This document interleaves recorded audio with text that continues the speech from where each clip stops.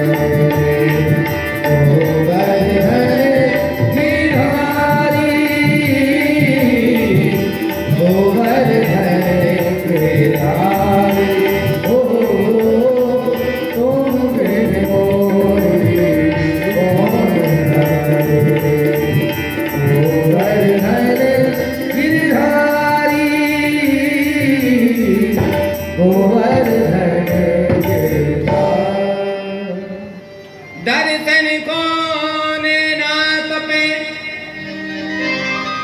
दर्शन कौन ना तपे, बचन सुनने को कान, मिलवे को हियरा तपे,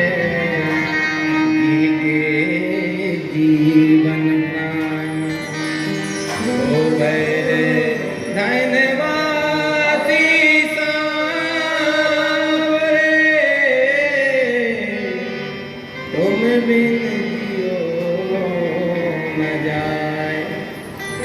जब ऐसी तड़प मन में होगी तब कभी भगवान के प्रति प्रेम जागृत होगा। भैया इसके बाद सृष्टि का वर्णन है। ये दुनिया कैसे बनी? भगवान के मन में इच्छा हुई एको हम बहुत श्यामा, एक से मैं बहुत हो जाऊं। तो सबसे पहले था एक ब्रह्म, उस ब्रह्म ने नारकी की उत्पत्ति, संस्कृत में जल को कहते हैं नार, तो नारकी की उसने उत्पत्ति, तो ब्रह्म, और उस नार पे बनाया उसने अपना क्या? अयन, मतलब निवास स्थान। तो नार पे बनाया अयन, नाम पड़ गया नारा। अब बढ़िया अयन मतलब बन गया घर, उनको आ गई नींद। मन में इच्छा थी एको हम बहुत श्यामा, एक से बहुत हो जाऊं। तो उन नारायण की नाभि से निकला कमल, उस पर एक व्यक्ति की हो गई उत्पत्ति। उस व्यक्ति ने सोचा मेरा जन्मदाता कौन? इस तरफ देखा तो एक मुख लग गया, इस तरफ देखा तो एक मुख लग गया, पीछे देखा तो एक मुख लग गया, सोचने लगा ऊपर देखो तो कहीं एक और ना लग जाए, नहीं देखा। पर पता कैसे करूं मेरा जन्मदाता कौन? उस कमल के तंतु से 10,000 वर्षों तक नीचे उतरा, पता नहीं कर पाया।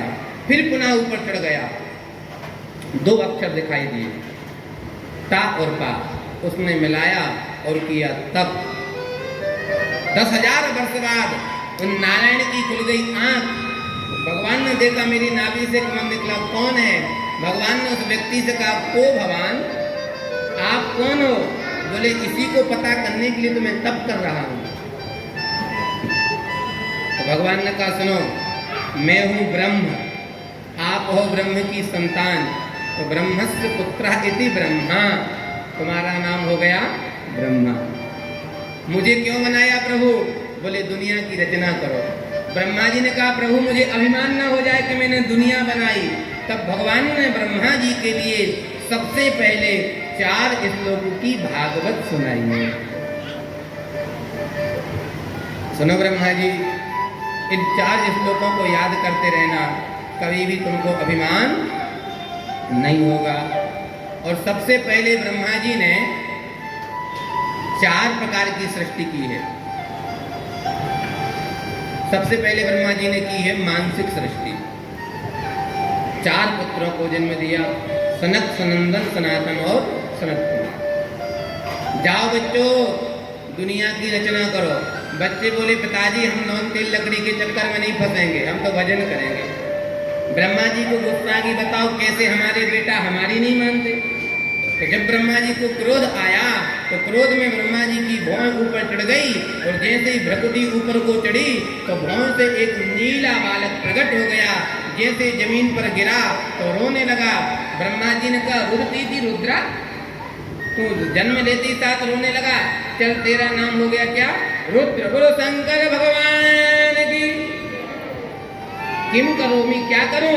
दुनिया की रचना करो। शंकर जी ने सोचा, नहीं बनाऊंगा तो पिताजी गुस्सा हो जाएंगे, और बनाऊंगा तो चक्कर में फंसूंगा। तो आज भगवान शंकर ने भूत, प्रेत, माणिगण, बेताल, कूष्मांड की उत्पत्ति की है। ब्रह्मा जी जिनको बनाते हैं, शंकर जी के गण उनको खाते जाते। ब्रह्मा जी ने कहा, चलो चल के देखे सृष्टि कितनी हो गई। आकर के देखा तो कुछ नहीं। ब्रह्मा जी आए हैं और ब्रह्मा जी ने कहा है शंकर जी से, अलम बस करो, अब मत करो सृष्टि। बोले नहीं नहीं पिताजी, मेरा मन नहीं भरा। बोले नहीं नहीं, फिर क्या करूं? तो ब्रह्मा जी कहते, तुम बैठ के राम राम करो। तो शंकर जी ने राम राम करने लगे। तो लाग समाधि अखंड अपारा, बीते संवत सहत सतादी। 1000 वर्ष बीत गए, शंकर जी की समाधि लगी है। ब्रह्मा जी ने सोचा यहाँ मानसिक सृष्टि नहीं होगी। तब ब्रह्मा जी ने 4 प्रकार की सृष्टि की है, अंडज, उद्भिज, श्वेतज और जरायुज। तब भी पार नहीं पड़ा। तब ब्रह्मा जी ने भगवान की प्रार्थना की है। तब भगवान ने ब्रह्मा जी के दाएं अंग से महाराज मनु को और बाएं अंग से महारानी शत्रुपा को प्रकट किया है। और महारानी शत्रुपा और महाराज मनु से मैथुनी सृष्टि प्रारंभ हुई है। और इनके यहाँ महाराज 5 संतान हुई है, 3 कन्या, 2 बेटे, आकुति, देवहूति, प्रसूति बेटी, प्रियव्रत और उत्तानुपाद बेटा। सबसे पहले बीज वाली बेटी, सबसे पहले सबसे छोटी बेटी देवहूति का चरित्र आया है। भगवती देवहूति का विवाह ब्रह्मा जी के छाया पुत्र महर्षि कर्दम के साथ हुआ है। देखो भैया, एक शर्त पे विवाह हुआ है। कर्दम जी तपस्या कर रहे भगवान की, 1000 वर्ष तक तपस्या की, भगवान प्रकट हो गए। भगवान ने कहा, कर्दम जी से मांगो वरदान, क्या चाहिए?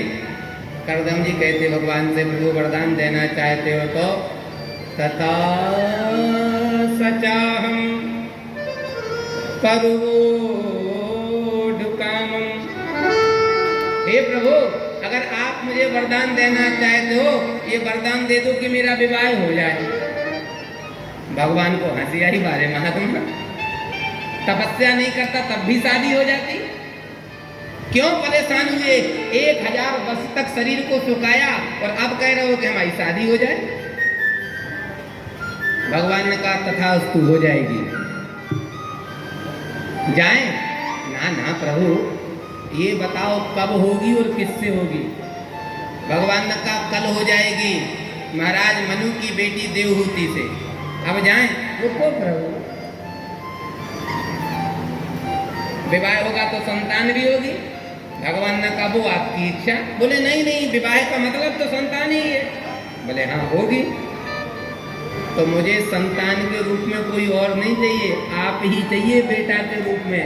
भगवान ने कहा सीधी बात, हाथ पकड़ के गला क्यों पकड़ रहे हो? सीधी कह दो कि बेटा बन जाओ। काय को तुम्हारा ब्याह करा दो फिर संतान ले दो, सीधा बोलो बेटा बन जाओ। तो करदम जी कहते महाराज मेरी कहाँ सामर्थ्य के बाप से कहूँ बेटा बन जाओ। भगवान ने कहा होगा। सुंदर विवाह हुआ है। देखो भैया, हम सोचते कुछ हैं और होता। करदम जी प्रसन्न थे कि पुत्र के रूप में भगवान पधारेंगे। भगवान नहीं आए, 9 बेटियां आ गई। अब बड़े चिंतित, देवहूति से कहते देवी भगवान ने वचन दिया था कि पुत्र के रूप में आऊंगा, जरूर कहीं ना कोई गलती हुई है, बैठ के भजन करो। और दोनों दंपतियों ने बैठ के भगवान का भजन किया है। ध्यान से सुनना भैया, गृहस्थ जीवन उपासना के लिए है, वासना के लिए नहीं है। गृहस्थ जीवन किस लिए है? उपासना के लिए। जब दोनों दिव्य दंपति पति पत्नी मिलकर के बैठ कर के भगवान का भजन करते हैं, कीर्तन करते हैं, कथा सुनते, पूजा पाठ करते हैं, तो उनके वहाँ ऐसी वैसी संतान नहीं होती है, उनके यहाँ पर अनुसुईया जैसी बेटी प्रकट होती है, कपिल जैसा बेटा आता है। ब्रह्मा जी के 9 मानस पुत्रों के साथ विवाह कर दिया। भगवान कपिल पधारे हैं। करदम जी चले गए तपस्या करने। माता देवहूति ने भगवान कपिल का श्रृंगार किया है और भगवान कपिल से माता देवहूति कहती है बेटा, जितना दुनिया में सुख मैंने भोगा, इतना संसार में कोई सुख नहीं भोग सकता। बेटी महाराज मनु की, पत्नी महाराज करदम की, बेटी मेरे यहाँ हुई अनुसुईया के जैसी, बेटा तू साक्षात कपिल भगवान के जैसा। मैंने सुख भोगा कामद विमान का, जो कामना करो उसमें प्रकट हो जाता। लेकिन सच बताऊं बेटा, अभी तक मेरा मन भरा नहीं है, मेरा पेट भरा नहीं है। बताओ मेरे मन का पेट कैसे भरेगा? तब भगवान करदम कहते हैं माँ, ये मन इतना बड़ा है, ये कभी नहीं भरेगा। फिर माँ, अगर मन रूपी पेट को भरना है तो मदन मोहन को मन में बिठा लो, तुम्हारा पेट भर जाएगा। सुंदर भक्ति का, ज्ञान का, वैराग्य का, सांख्य योग का वर्णन किया है। और आखिरी में भगवती देवहूति मैया सत्यपद नाम की नदी बनकर के वहाँ से प्रभावित हो गई हैं। और भगवान कपिल ने माँ को प्रणाम किया है और सीधे चले गए कहाँ? गंगा सागर। भैया, सारे तीर्थों में गंगा सागर जरूर जाना चाहिए। ऐसी कहावत है, सारे तीर्थ बार बार गंगा सागर जरूर जाना चाहिए। अन्य तीर्थों में बार बार हो आओ, कम से कम गंगा सागर एक बार जरूर जाओ। क्यों? क्योंकि सारी यात्राओं में गंगा सागर की यात्रा सबसे कठिन थी, अब नहीं है। समुद्र पार करके जाना पड़ता था, अब तो बहुत से साधन हो गए हैं। जरूर जाना चाहिए गंगा सागर भी। ऐसा लिखा है, जो सारे तीर्थ कर लेता है, गंगा सागर नहीं जाता तो उसको तीर्थों का फल नहीं मिलता। और जब गंगा सागर चला जाता है तो सारे तीर्थों में जाने का उसको फल प्राप्त हो जाता। बोलो भक्त वत्सल भगवान की। इनकी जो दूसरी कन्या है महारानी आपूति, इनका विवाह रुचि नाम के प्रजापति से हुआ है।